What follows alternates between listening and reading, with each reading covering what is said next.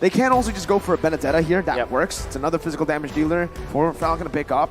But then again, it could be banned out by S11. If you're just S11, just double down or triple down on the XP lane, knowing that you already have the Yuzhong, you have that secured.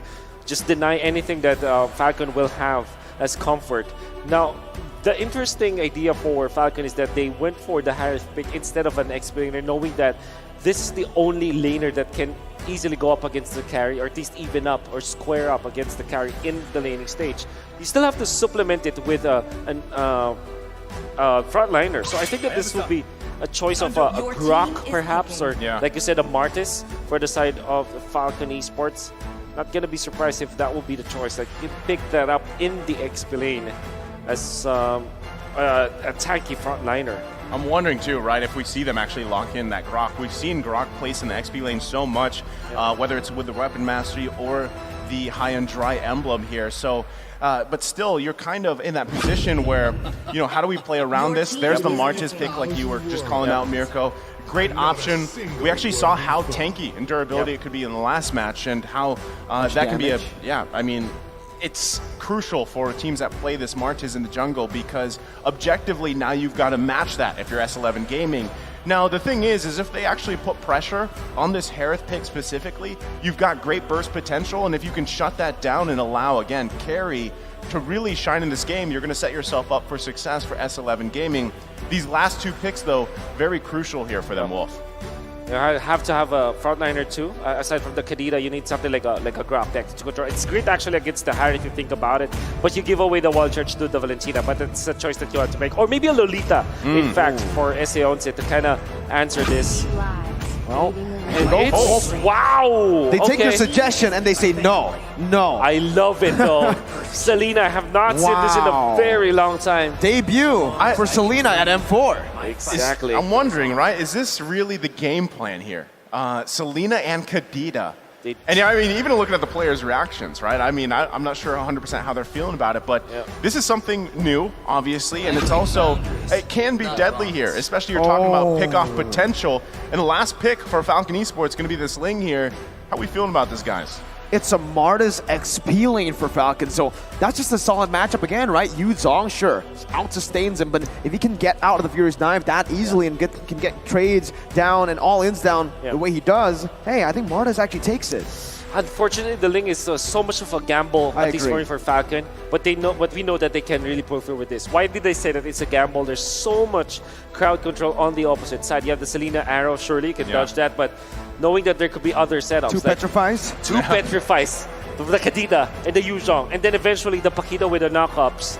That can be followed up with the Selena arrow. There's so much control that can come out of S11. That's kind of makes this Ling a little bit scary, but this is Falcon, dude. It's Falcon, dude. Falcon, dude. All right. Well, we've seen both team compositions, and it's a do-or-die situation for S11 Gaming.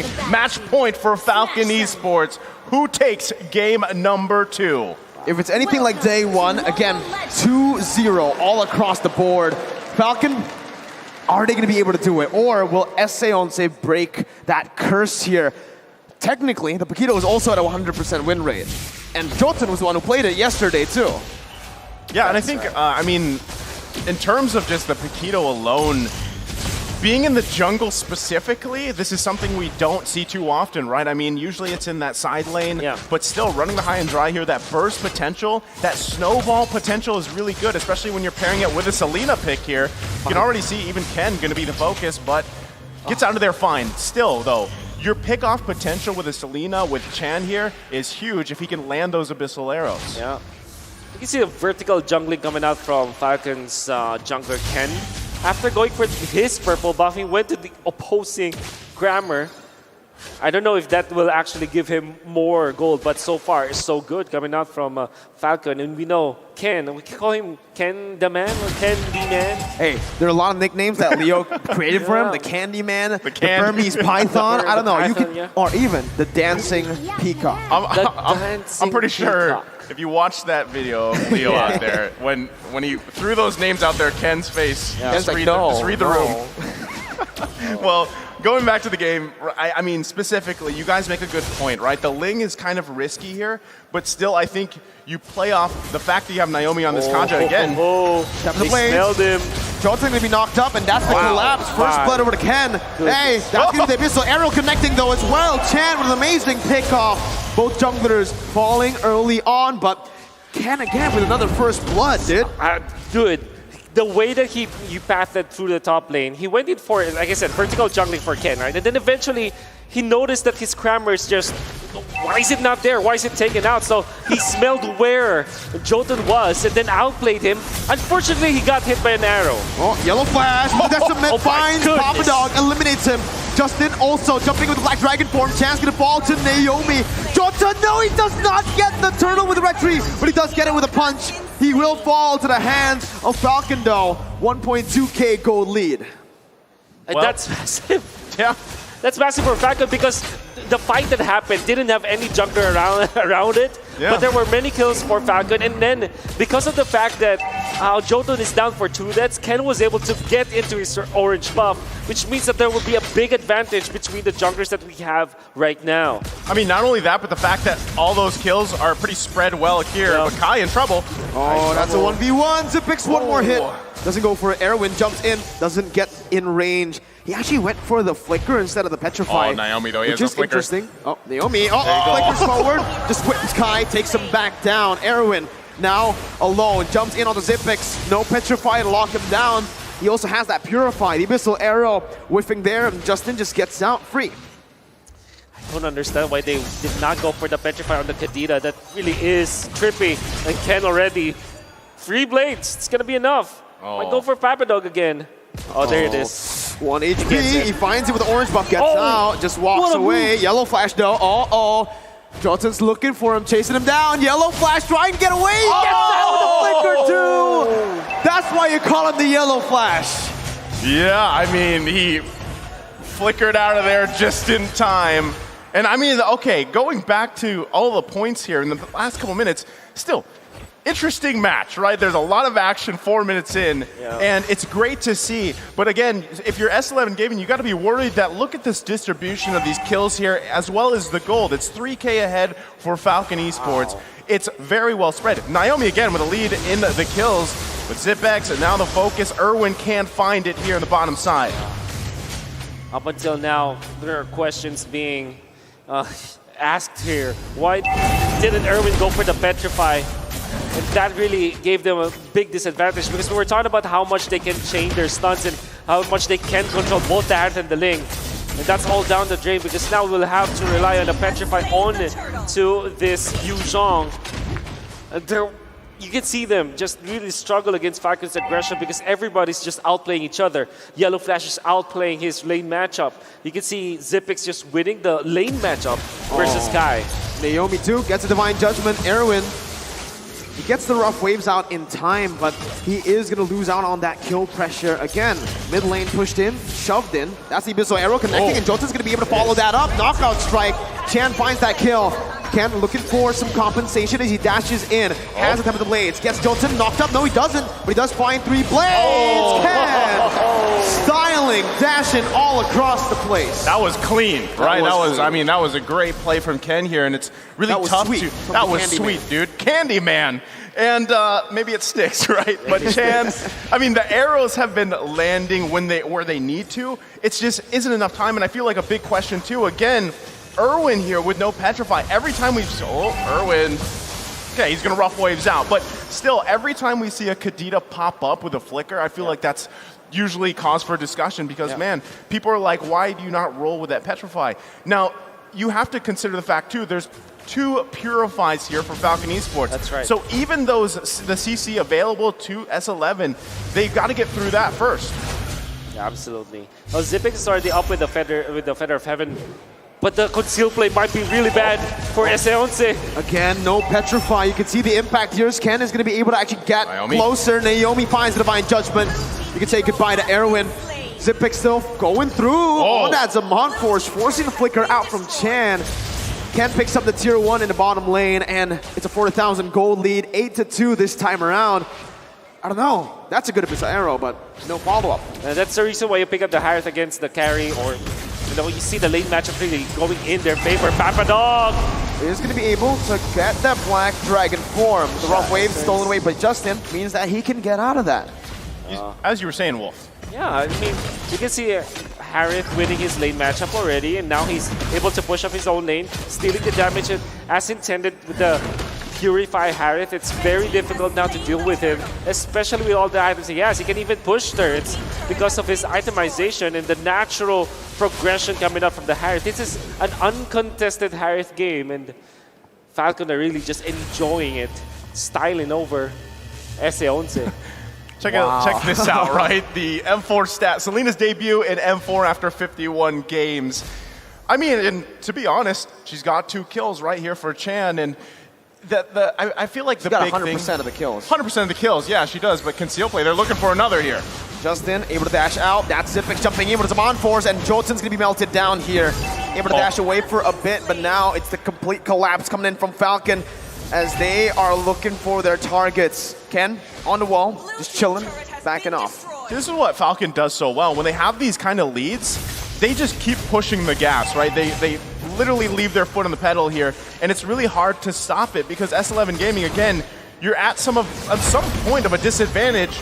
Ken gonna be just fine, gets out of there, taking just jungle after jungle. And like I said, this snowball effect, this momentum that we brought up earlier is apparent here in this game too. They're not stopping, and they're even controlling multiple parts of the map at the same time. Erwin, no petrify, no lockdown, he missed. And even the Selena, right? Abyssal Arrow connecting dive with Divine Judgment over to Papadog. He disappeared. Ken now, ooh, he was looking for that kill right there. Jolton comes in with 2 jabs. He's gonna be melted down. He's the one assassinated from his engage. It's a 2 for 0. Falcon walking the base down. But you could see that Abyssal Arrow instantly negated by Yellow Flash, who can actually just cancel the CCA. Just as I say that, Chan picks up the kill, flickering forward.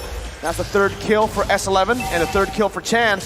Oh, they're playing with him now, man. Justin's not even hitting him. I mean, he gets out of there. That's the thing, right? Chan is, I guess you could say, the saving grace here for S11, but to what extent, at what point, you know, does this keep working? It's just a couple kills. You're still working against a massive gold lead in favor of Falcon Esports, and this should just be a free lord for them because, hold on, S11 Gaming going in. This is a Hail Mary play. Papadog only finding Justin, but has the rough wave. Zipix now completely free hitting, using the Zaman Force over. Jotun's gonna be melted down. Naomi's gonna be able to actually deal a little bit more damage before Jotun comes in with a Retribution, but it does not save his life. The killing spree for Zipix, a 3 for 0 for Falcon, and that's a free lord over.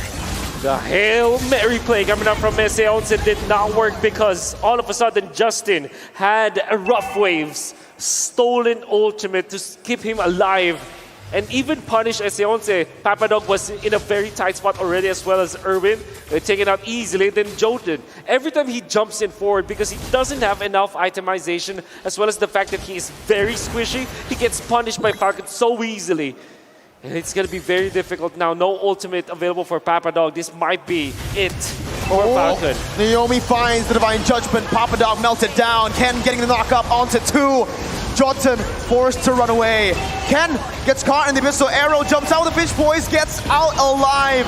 Erwin is going to be the one falling to the hands of Justin as he jumps in for more damage onto Kai. S11 surviving another day. Naisu, what you got to say, bro? I mean, 10.5 minutes in, base half health here. That could have been an end game there, but still, Falcon Esports pressing this situation here. They do want to end this before it gets too late. They've got a massive lead. They're going to be working on these inhibitor turrets. They still got the top one. And S11 Gaming, they've got to defend here the best they can with the tools that they have. Man, they took 2 base turrets down with the passive still intact. It's meant to clear out waves. It's meant to prevent these 10-minute ends. But Falcon, with their 13,000 gold lead, are going to look for the end here with a mid-wave. Papadog with Black Dragon form, zoning Falcon away, but it's going to be melted down. What? How? Now you see him, now you don't. What the heck? Disappearing from the map. That's Jotun 2. 3 members, 4 members, everyone just falling left and right. Tan able to find the Abyssal Arrow, but Yellow Flash is a bit too tanky. Falcon do not want to end. Ken wants to chase. Finally, they go in for the end, and it's a clean sweep. 15,000 gold lead. No chance for S11 to come back from that. Falcon did not let go of the grip. They tightened it every single second that follows. They went in to control the map after their early spike, simultaneously pushing the waves, not giving any free kills to the side of S11. And all of the choices that the Argentinian squad made from the draft to the battle spell to the first few rotations did not work against the titanic team that we know of Falcon. I mean, there we go. Both teams showing the respect here. Unfortunately for S11 Gaming, they are going to be knocked out of the M4 tournament here. And just sportsmanship, very important between these two teams. And what can we say? Naomi, back-to-back MVP performance, taking out S11 Argentina out of M4. It was a crucial series. And there you go, both teams. Give them a round of applause here. That's beautiful. I love it, right? Out of the competition, they are all friends, and you could see it there displayed. Falcon are going to make their victory march down the stage here. Well, that was the first series of the day. Again, thank you guys so much. We'll be back after this. It's me, Naisu, Mirko, and Wolf. Analysts, break this one down.